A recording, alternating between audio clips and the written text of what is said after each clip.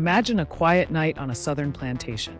Enslaved people, denied proper medical care, turned to the land for healing. One powerful remedy was pennyroyal, a minty herb with a sharp, distinct scent and a long history of medicinal use. It was prized for its ability to ease stomach cramps, indigestion, and nausea, ailments common in harsh living conditions. The leaves, freshly picked or dried, were carefully steeped to create a potent tea.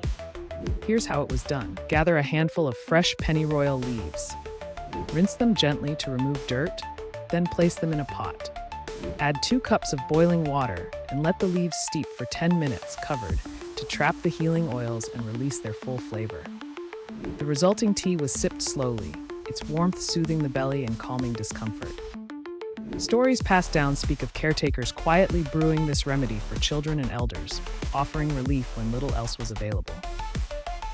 Pennyroyal, though helpful in small doses, could be toxic if overused, so wisdom and caution guided every preparation and use.